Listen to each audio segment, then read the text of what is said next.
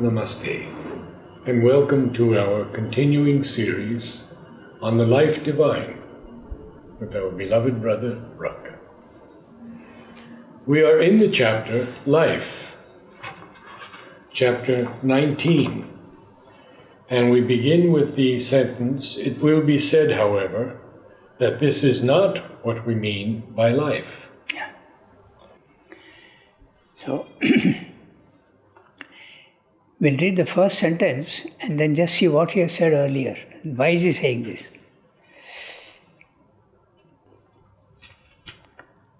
It will be said, however, that this is not what we mean by life. So, what he has said in the previous para is that life is a principle. It's a principle of one of the manifestations of Satchidananda. The first from the bottom is matter, then it is life, then it is mind, and then it goes on. So life is a principle of force and Shakti. You have to see it that way. But when we look at the physical world, we think of life only in animate things. We see it totally, we don't see it as a principle, as a universal principle we don't see. That's what it means. So, it will be said, however, that this is not what we mean by life. We mean a particular result of universal force with which we are familiar and which manifests itself only in the animal and the plant, but not in the metal, the stone, the gas, operates in the animal cell, but not in the pure physical atom.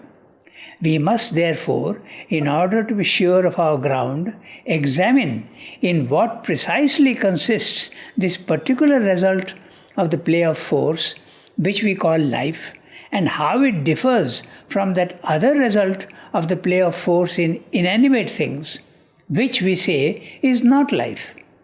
We see at once that there are here on earth three realms of the play of force: the animal kingdom of the old classification to which we belong, the vegetable, and lastly the mere material void, as we pretend, of life. How does life in ourselves differ from the life of the plant, and the life of the plant from the not life, say, of the metal, the mineral kingdom of the old phraseology, or that new chemical kingdom which science has discovered? Quite clear what he's saying? Clear. Yeah. He's saying that there are three and they seem to be totally different, but we are saying it's the same thing. So what is the difference, and really is it different? That's what we are going to look at. Okay? So this is one thing we must remember, that the Advaita philosophy is Advaita. There is only one ultimate reality, and that is Satchidananda. We see so many different types of things here: matter, life, mind, but they are all different forms of the one principle. This is what he says. So, we must also remember that this one principle, expressing itself in 3-4 ways, exists even in the physical world. Look at water, water vapor, and ice. It's the same thing taking 3 different forms. Someone who doesn't know that will say, yeah, they are 3 different things.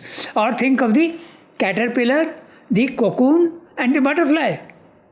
They're totally different, but essentially the same thing. So this is what he's saying, that matter, life is there in matter, and matter is also there in life, and also in mind. So the whole thing is a different forms of the same one principle.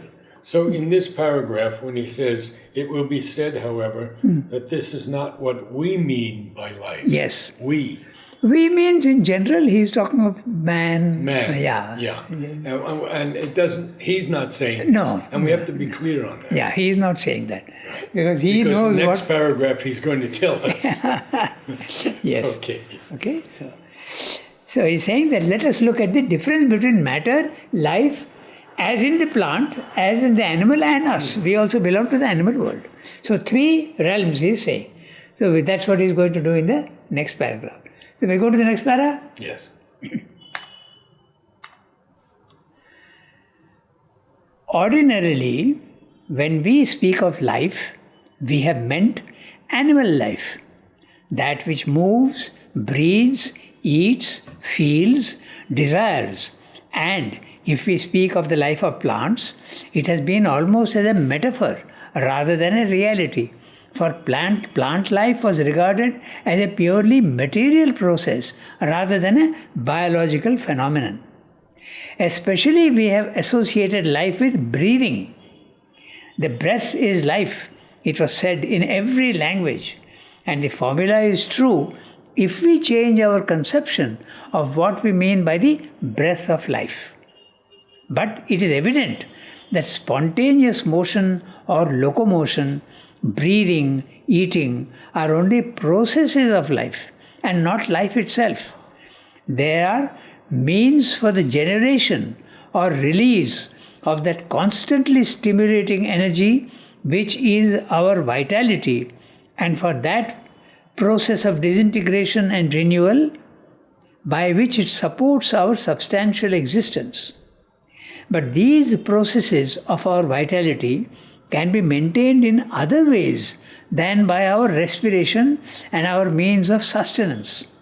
It is a proved fact that even human life can remain in the body and can remain in full consciousness when breathing and the beating of the heart and other conditions formerly deemed essential to it have been temporarily suspended. And new evidence of phenomena has been brought forward to establish that the plant, to which we can still deny any conscious reaction, has at least a physical life identical with our own and even organized essentially like our own, though different in its apparent organization. If that is proved true, we still have to make a clean sweep of our old facile and false conceptions and get beyond symptoms and externalities to the root of the matter. Incredible. Clear? Again, quite clear? Yes. Quite clear. We don't need to discuss. No. So, he's saying our normal idea of life is breathing, eating, sleeping, reproducing, moving about, locomotion. This is life. A plant doesn't do that, so therefore it is half life maybe, or it's a material thing. Not even, it can't move. I always used to wonder, no vegetable life moves? Oh yes, it does. It does, no? It does move. Now, Algae in the sea? The other day I saw an aquatic morning glory, and it was in a pot in the water, and it was spreading out its branches to be in the water because it preferred to be in the water, and it was moving. You could see it moving. That's right. Yeah, the sunflower, it moves its face to, face Right. the sun. So that motion is there, but it can't pick itself from one Yeah. place and move to the other. Yeah. That Means of locomotion is not there. Locomotion means moving from one place to another. But that aquatic vegetation does that. Algae is also there. And certain vines, as I've mentioned before, I think will move. If you put a stick here, they'll move to the stick. You move the stick the next day 6 feet away, and they'll move to it there. Yeah. So it Now, does move. the plant itself doesn't move, but the part of the plant is Yes. moving. Like for instance, the rhizome, the banana, Yes. the root goes on moving and going away. With many rhizomatous plants Yeah. that happens. So you can't, but you don't see breathing and you don't see eating and you don't see, eating also, you have these carnivorous plants. yes, They open the carnivorous mouth and, plants, they eat. Absolutely. It inside and it shuts its mouth. So even that has been noted. Yes. In fact, he mentions that also. So, he's saying, let us examine the three realms. So, we do that now? Okay. Then he is also saying, there is one thing that is mentioning here, and new evidence of phenomena has been brought forward to establish that the plant, to which we can still deny any conscious reaction, has at least a physical life identical with our own and even organized essentially like our own, though different in its apparent organization. He will refer more clearly to Jagadish Chandra Bose, who proved that even plants have emotions, so-called emotions, but at a physical level. There is a disturbance and they feel the pain and the joy. And since then, there's been a lot more research. Yes, after that, yes, exactly. Yes. Lot has been established. So, in some recent discoveries, there's a footnote. Long footnote. Yeah, so let's read that footnote. And Very where does, good, very important. yeah, so where is that footnote? To which word does it belong? Oh, on discoveries, na? Yeah. On some recent discoveries. Okay, Yes. so let's read that footnote. These considerations, drawn from recent scientific researches, are brought in here as illustrative, not probative, of the nature and process of life in matter as they are developed here. Science and metaphysics, whether founded on pure intellectual speculation or, as in India, ultimately on a spiritual vision of things and spiritual experience, have each its own province and method of inquiry. Science cannot dictate its conclusions to metaphysics any more than metaphysics can impose its conclusions on science. Still, if we accept the reasonable belief that being and nature in all their states have a system of correspondence expressive of a common truth underlying them, it is permissible to suppose that truths of the physical universe can throw some light on the nature as well as the process of the force that is active in the universe. Not a complete light, for physical science is necessarily incomplete in the range of its inquiry and has no clue to the occult movements of the force. Towards the end, it's a little bit complicated, but the word probative is clear. Probative adjective from proof. Proof. Yeah. Yes. It can't be. I'm not quoting scientific things as proof, but I'm only illustrating. That's what he's saying. Then he's saying also that the metaphysical conclusions sometimes are reflected in matter, in the lower, in Prakriti. So you can see that there is a connection. That's what he's saying, nothing more than that. So we go back to our text. In some recent discoveries, which, if their conclusions are accepted, must throw an intense light on the problem of life in matter, a great Indian physicist has pointed attention to the response to stimulus as an infallible sign of the existence of life. It is especially the phenomenon of plant life that has been illumined by his data and illustrated in all its subtle functionings. We must not forget that in the essential point, the same proof of vitality, the response to stimulus, the positive state of life and its negative state, which we call death, have been affirmed by him in metals as in the plant. Not indeed with the same abundance, not indeed so as to show an essentially identical organization of life, but it is possible that could instruments of the right nature and sufficient delicacy be invented, more points of similarity between the metal and the plant life could be discovered. And even if it proved not to be so, this might mean that the same or any life organization is absent, but the beginnings of vitality could still be there.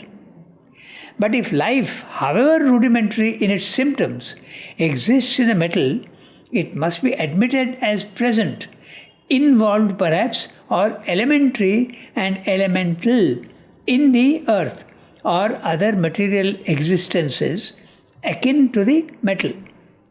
If we can pursue our inquiries farther, not obliged to stop short where our immediate means of investigation fail us, we may be sure from our unvarying experience of nature that investigations thus pursued will, in the end, prove to us that there is no break, no rigid line of demarcation between the earth and the metal formed in it, or between the metal and the plant, and pursuing the synthesis farther, that there is none either between the elements and atoms that constitute the earth or metal and the metal or earth that they constitute. Each step of this graded existence prepares the next, holds in itself what appears in that which follows it. Life is everywhere, secret or manifest, organized or elemental, involved or evolved, but universal, all pervading, imperishable. Only its forms and organizings differ. A little complicated, we'll have to go a little into. So, actually, one para which we did last time, there's an interesting. I'm going back to page 189, okay? That paragraph ending with life principle. It's interesting because there is in the Prashna Upanishad, there is a quote which is interesting, which Sri Aurobindo has given in the synthesis, that life is not just one plane above matter and one plane below mind. It is not something like that. It is life that is spreading itself all over.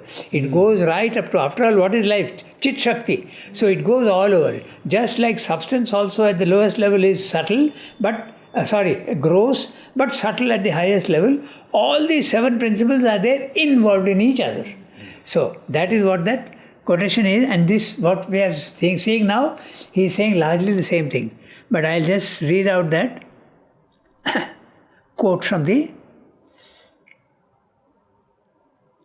Prashna Upanishad. Okay?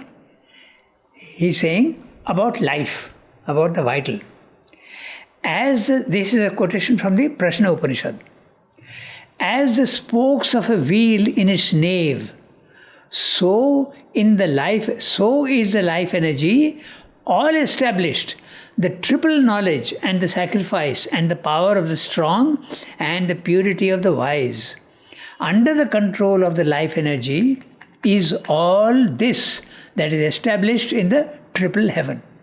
In other words, life is there, but just like the wheel is sending out its spokes everywhere, life is penetrating matter, it's penetrating mind, and it's penetrating everywhere. So life, just as matter also is doing the same, mind also is doing the same. There is a mind in matter, there is a mind in life. And actually, in fact, there is Satchidananda in everything. So they are all intermixed. Although they seem to be separated and graded, it is true that they are graded, yet there is everything contained in it. So this is largely what he's saying, what we read just now, but we'll go through each sentence to see what he's saying.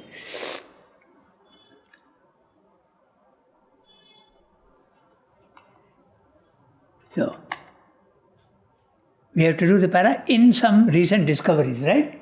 Mm-hmm. Yeah. So we'll go sentence by sentence and see what he's saying. In some recent discoveries, which, if their conclusions are accepted, must throw an intense light on the problem of life in matter. A great Indian physicist has pointed attention to the response to stimulus as an infallible sign of the existence of life. I don't know if you know what... I can talk a little bit about it. Yeah. He experimented a lot with music. Also. And he would play different types of music to different plants. And he would see that if he played certain music to tomatoes, they would grow much better and give larger fruits. And certain music they would react negatively to. Yeah. So he did a lot of experimentation with that. Yeah. Following on that, years later, of course, Tompkins and Bird wrote The Secret Life of Plants. Yes, a beautiful book. And their major first example was a philodendron plant in a room. And then they had a pot of boiling water, and they threw live shrimp into it. And they had the plant hooked up to electrodes, and it went wild. Yeah. It was suffering the death of those shrimp. Yes. And then they would do other things. And so Exactly. This is briefly a lot of the research that's been going on. But there's a new book out now, or newer book, called The Secrets of the Soil. Very profound book.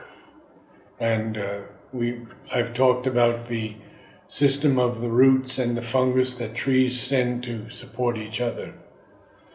Yeah. It's a magnificent study. Yeah, there is a lot of things which they're discovering It's now. about plants which are supposed to be living because they grow. But there's a Japanese scientist who's done work on water. Now, water is supposed to be matter. Yes. It's amazing. He has experimented and proved that water, if you put in 3 glasses and you speak to it about love, then the crystals that are formed are beautiful. And the second one, not so well. The third becomes Chaotic. yes. Yeah. It's a Japanese scientist who has done Yes, that. and he's formulated his research in seeing the crystals Yeah, and how they change. that's right. Brilliant work. And then he concludes that we are 90% water, so if we also throw these vibrations of love to us, Exactly. the water within us will become healthy and nice, and so our health will become good. Very true. That's Very right. true. That's what he said. What you said just now about the shrimp and all that, is it Jagadish Chandra Bose who did that? No. It is somebody else. It's much later. Yeah, exactly. Tompkins and Burke. Because what Jagadish Chandra Bose did was, he put electrodes into a plant, and then when you send an electrical impulse, there's a reaction. Right. And he showed that the oscillograph, the pattern of the oscillograph from the plant tissue is the same as that of a muscle tissue. If you put electrodes into a muscle, you get the same pattern. This is what he did and found. Well, I think these fellows took the same idea Yes, from Bose yes. and hooked up electrodes to a plant. That's right. When they made their Yes. tests. And in fact, in the book that you are talking about, there are some fantastic things. Yeah. There are many plants, and there's one man experiment. He comes and breaks a plant. And after 2 days, when he enters the room, he has not even touched a single plant. The plant starts showing fear. The vibrations of fear, they show. The perception is there Yes, that this is danger of that's right. And the other one which is most interesting is classical music and jazz music. There's a loudspeaker and the plant. When you play this beautiful classical music, the plant goes and hugs the loudspeaker. And is there in that same book. Yes. And when you play metal and hard jazz and all these things, the plant moves away from the source of the sound. So experiments even have been done in Chidambaram for paddy fields. They played violin music and beautiful music. The growth was wonderful, and it was much better yield and also healthy plants. So music has got so much effect on everything. Okay, so we stopped in the middle. Then he's saying, it is especially, okay, 1, 2, 3, 4th line from the top. Yes. It is especially the phenomenon of plant life that has been illumined by his data and illustrated in all its subtle functionings. But we must not forget that in the essential point, the same proof of vitality, the response to stimulus, the positive state of life and its negative state, which we call death, have been affirmed by him in metals as in the plant. And that's extraordinary. Yeah. So, he is talking of Srimad is saying even death in metals. I have heard of fatigue in metals. Yeah, but not death. But not death. But Srimad is saying even death. I don't know. And he's done it. Jagdish Chandra has Huh? done that. He's saying that the scientist has proved even the death in metals. Okay. Then have been affirmed by even metals as in the plant. Not indeed with the same abundance. Okay. Not indeed so as to show an essentially identical organization of life. But it is possible that good instruments of the right nature and sufficient delicacy be invented, more points of similarity between the metal and the plant life could be discovered. And even if it proved not to be so, this might mean that the same or any life organization is absent, but the beginnings of vitality could still be there. Now it's clear what he's saying. Death may not have been proved or not very apparent, nor is it in so much abundance. But if you can invent instruments which are very, very subtle, you may be able to see death in even metals. That's what he's saying. And he says, but he does say, negative state which we call death. Yeah, that's right. That's an important thing. There. Which we call, because death is not really what we think. It is not the end of everything. Exactly. It's only a transformation. Okay. Then, at the beginnings of vitality. But if life, however rudimentary in its symptoms, exists in the metal, it must be admitted as present, involved perhaps, or elementary and elemental in the earth or other material existences akin to the metal. Okay, we have to see the difference between elementary and elemental. Elementary is beginning, foundational, In just its that earliest stage. simple. Yes. Yeah. Elements refer to the different elements. Oxygen, hydrogen, these are the elements. Elemental. Yeah, elemental means that. So, refers to the elements. Okay, so if we can pursue our inquiries farther, we, not obliged to stop short where our immediate means of investigation fail us, we may be sure from our unvarying experience of nature that investigations thus pursued will, in the end, prove to us that there is no break, no rigid line of demarcation between the earth and the metal formed in it, or between the metal and the plant, and pursuing the synthesis farther, that there is none either between the elements and atoms that constitute the earth, or metal and the metal or earth that they constitute. There is no difference between all these things. That's what he says. He takes us further this way. Yes. And we see that this is Sri Aurobindo now speaking. Yes. Life is there everywhere. In the earth, in the metal, even in the atom, life is there. Finally, he says, each step of this graded existence prepares the next, holds in itself what appears in that which follows it. So it's a continuous thing. Life is contained in matter, mind is contained in life. And mind also contains the other things, supermind. He normally doesn't go into too many details, he is supermind. So they are all contained in each other. Again, we have that Russian doll. Okay. So, each step of this graded existence prepares the next, holds in itself what appears in that which follows it. Life is everywhere, secret or manifest, organized or elemental, involved or evolved, but universal, all-pervading, imperishable.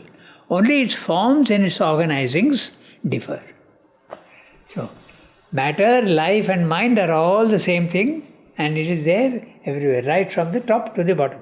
From superconscient to inconscient, everything is just one, but taking different forms. That's what he says. Life also is there everywhere, mind also is there everywhere. In fact, he says supermind also is there everywhere. Even in matter there is supermind. Okay? We go to the next. Yes.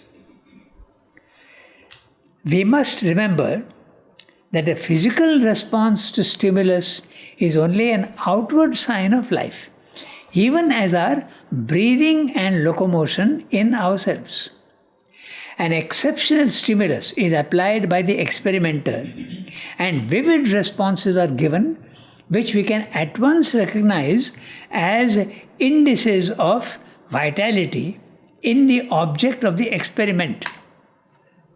But during its whole existence, the plant is responding constantly to a constant mass of stimulation from its environment. That is to say, there is a constantly maintained force in it which is capable of responding to the application of force from its surroundings. It is said that the idea of a vital force in the plant or other living organism has been destroyed by these experiments. But when we say that a stimulus has been applied to the plant, we mean that an energized force, a force in dynamic movement, has been directed on that object. And when we say that a response is given, we mean that an energized force capable of dynamic movement and of sensitive vibration answers to the shock. There is a vibrant reception and reply, as well as a will to grow and be, indicative of a submental, a vital physical organization of consciousness force hidden in the form of being. The fact would seem to be then that as there is a constant dynamic energy in movement in the universe, which takes various material forms, more or less subtle or gross, so in each physical body or object, plant or animal or metal, there is stored and active the same constant dynamic force. A certain interchange of these two gives us the phenomena which we associate with the idea of life. It is this action that we recognize as the action of life energy, and that which so energizes itself as the life force. Mind energy, life energy, material energy are different dynamisms of one world force. In fact, he has universalized the whole thing. He is not talking now of matter or of plant or of animal or of man. There is life everywhere, and when one element of force is coming on an object, it is reacting. This is the basic thing. Man also reacts to incoming vibrations. The animal also reacts to incoming vibrations. The plants also do that, and even metal is doing that. That's what he's saying. But when science says that we destroyed something by bombarding it, that's not correct. Yeah, that's right. That's what he's saying. It is not correct. Not correct. No. Can you explain that? What when we destroy? No, he's saying that when you make an experiment, in the text he's saying, right. When you make an experiment, science is saying that you have destroyed their life there. Okay. But it is not like that. That's what he's saying. So life is there everywhere. That's what he's saying. And we see it only when we think of breathing, eating, sleeping, all these things. But it's not like that. It's a principle of force, energy. Matter is there, a principle of substance. Life is a principle of energy and force. And then mind is the energy of knowledge. So different planes and different organizations, but basically the same thing. Mother once asked us, what is the difference in man and a stone? No, and a tree. And a tree. Virtually they're the same, Yes. she says. Even the tree reacts. And I love Khalil Gibran's statement. The only difference between me and a stone is the speed of our heartbeats.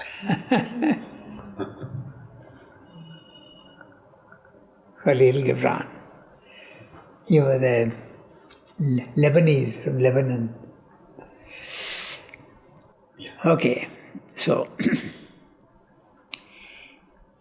even when a form appears to us to be dead, this force still exists in it in potentiality, although its familiar operations of vitality are suspended and about to be permanently ended.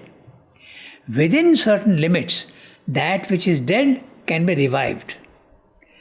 The habitual operations, the response, the circulation of active energy can be restored. And this proves that what we call life was still there in the body, latent, that is to say, not active in its usual habits, its habits of ordinary physical functioning, its habits of nervous play and response, its habits in the animal of conscious mental response. it is difficult to suppose that there is a distinct entity called life which has gone entirely out of the body and gets into it again when it feels. How? Since there is nothing to connect it with the body, that somebody is stimulating the form. In certain cases, such as catalepsy, we see that the outward physical signs and operations of life are suspended. But the mentality is there, self-possessed and conscious, although unable to compel the usual physical responses. Certainly, it is not the fact that the man is physically dead, but mentally alive, or that life has gone out of the body while mind still inhabits it, but only that the ordinary physical functioning is suspended, while the mental is still active. So, he is talking of catalepsy and trance and all this. Catalepsy is a state where physically there are no signs of life, no breathing, no heartbeats. We all know that it happened to Mother also once in 1962. For half an hour there was no sign of life at all. And then she had that fantastic experience of the vibrations of love. That was in 1962. So for a long time there was no. And that is the reason why even towards the end of her life she was going on saying, please don't be in a hurry to put me into a box. Yes. Because there may be no signs of life, but there is no guarantee that I am dead. So again and again she used to stress this. And we know that even a man who is dead can be revived. In fact, there are very interesting cases, even in newspapers recently, about a year ago, there was a man declared dead in Chennai, in the hospital. He was declared dead. And the doctors told the family, take him away, he is gone. They brought him home, he sat up and he was alive again. Yeah. And the family made a case against the doctors saying that you have been negligent and you have not done your duty properly. But that's not correct, because the doctors saw that there is no sign of life. Yes. And their understanding he is dead. But he is really not dead. But how can the doctor know that? So the case was not, if the judges had read about Srimdus, they would have absolved the doctors. They would not have found them guilty. Yes. This happens so often. Yes. And even the plant that seems to be dead Yes. can be revived. Yes. I've seen it many, many times. You take a plumeria. It's called the graveyard tree because it can never be killed. It's eternal life. A cyclone will tear it out of the ground. It can lie there for months at a time, and someone will replant it and it'll come right back. That's right. I have seen the same phenomena in our park in the Pondicherry. When the cyclones have come and the tree has fallen down, uprooted completely. Yes. After a few days, shoots from the trunk starts coming up. Yes. Life. Just think also of a solid concrete wall. Even if there's a small hole, a small plant starts growing from there. The power of life. It's fantastic. Yes. So Chandra is saying that life is there everywhere, even if there are no signs of life. Certainly it's not a fact that the man is physically dead but mentally alive. So also, in certain forms of trance, both the physical functionings and the outward mental are suspended, but afterwards resume their operation, in some cases by external stimulation, but more normally by spontaneous return to activity from within. Srimdus has written all this 100 years ago. Amazing. And now we know that people can be revived. Those who have drowned by pumping the heart and mouth-to-mouth respiration, you can revive them within 15-20 minutes. And all this he has written so many 100 years ago when all this was not But there. also the yogis who can stop the heart Yes, almost indefinitely yes, at times. yes. They have Stop the experimented. breathing. And Sri Aurobindo did it, I understand. That's right. So, you can, yogi can, Hatha yogi particularly, Yes. he can stop his beating of the heart, he can stop completely, and breathing also. When actually After independence, the Russians came to investigate all these things. And Hatha Yogi was even buried for 5 hours. He comes out fully alive. So these things sound very funny and very improbable, but they are all facts.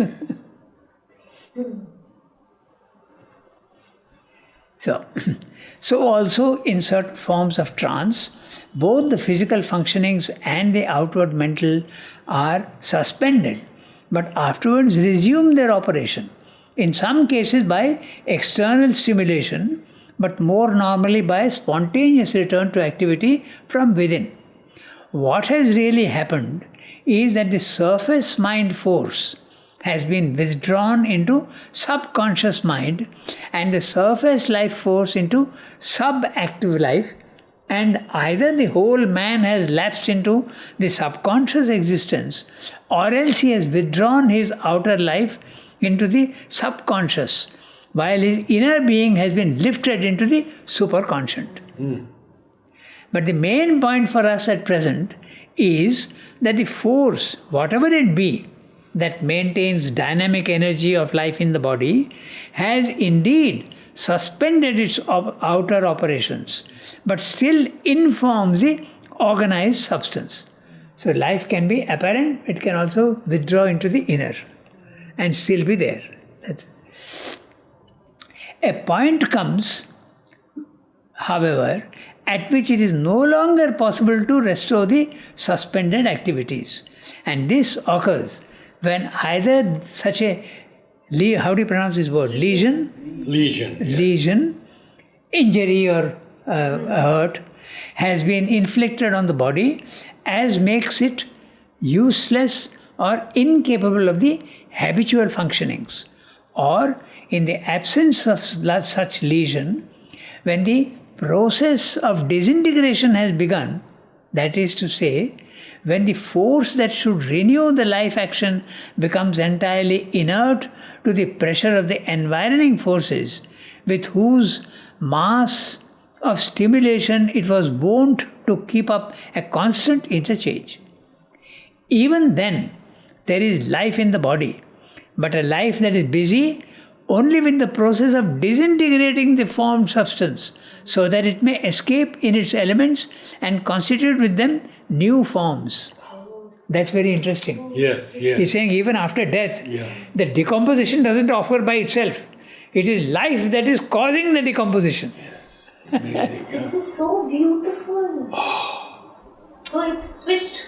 This is so... It was here, working with this body, and now it's gone on the other side, working on that. Yes. To finish this off and get on with the new That's job. right.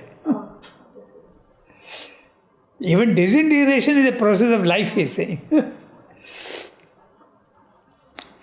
Okay. The will.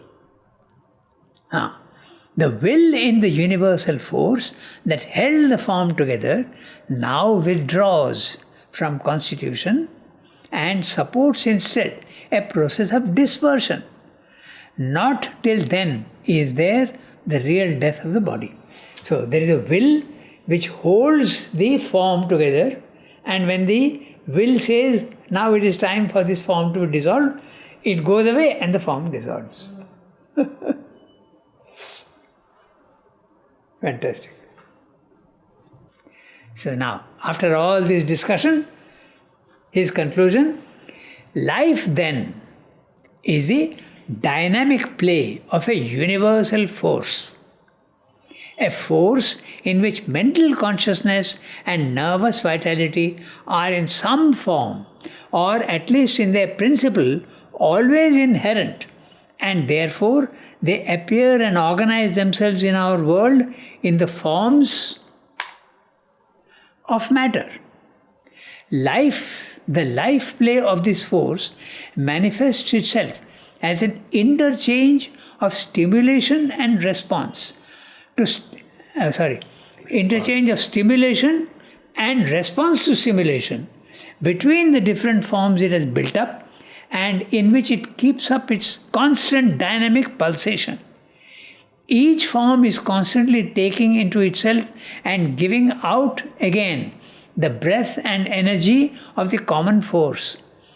each form feeds upon that and nourishes itself with it by various means, whether indirectly by taking in other forms in which the energy is stored, or directly by absorbing the dynamic discharges it receives from outside. All this is the play of life. But it is chiefly recognizable to us where the organization of it is sufficient for us to perceive its more outward and complex movements, and especially when it partakes of the nervous type of vital energy which belongs to our own organization. It is for this reason that we are ready enough to admit life in the plant, because obvious phenomena of life are there, and this becomes still easier if it can be shown that it manifests symptoms of nervosity and has a vital system not very different from our own, but are unwilling to recognize it in the metal and the earth and the chemical atom, where these phenomenal developments can with difficulty be detected or do not apparently at all exist. So, this place where we have is a very interesting thing, how he's saying that life creates different forms and each form is absorbing from outside and giving out itself. Constantly this interchange is there everywhere. The plant is giving itself to man for feeding him, and the plant is absorbing sunlight and force, and so this is what is happening with all living things. That's what he's saying. There is an incoming and an outgoing action. Even plants, trees, we know that they absorb oxygen and give out. No, absorb carbon dioxide. Carbon dioxide and give out oxygen. So this phenomena is happening at all the levels. That's what he's saying. But it happens in different ways. This is interesting. Each form, I'm reading from 1, 2, 3, 4, 5, 6, 7th line from the top. 1, 2, 3, 4, 5, 6th line from the top. Top of page 194. Okay? It's very interesting what he's saying. Each form feeds upon that and nourishes itself with it by various means.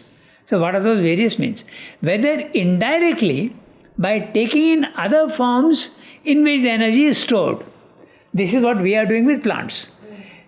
Energy is stored in the plant and we are taking indirectly, but we can do that directly also. How come? That's what he's saying. See. Or directly by absorbing the dynamic discharges it receives from outside.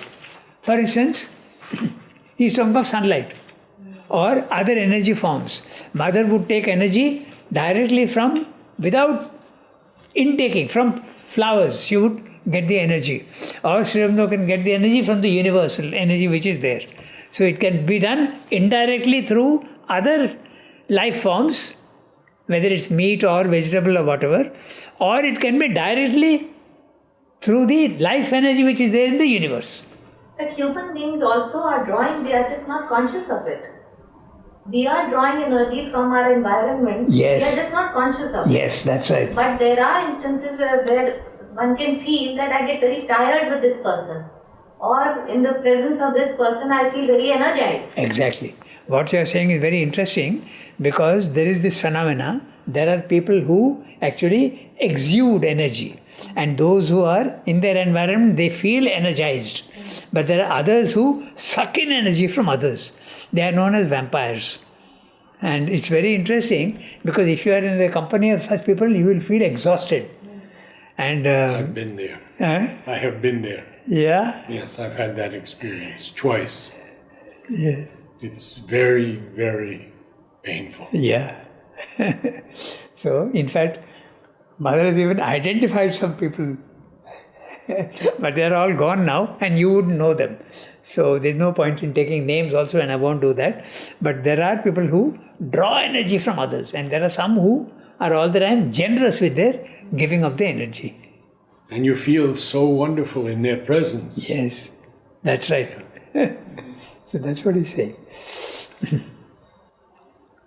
Okay, all this is the play of life. So there is life everywhere, and life creates different forms, and each form is drawing in energy and giving out energy. And this is constantly happening everywhere, all over the world. Everywhere. This is what life is.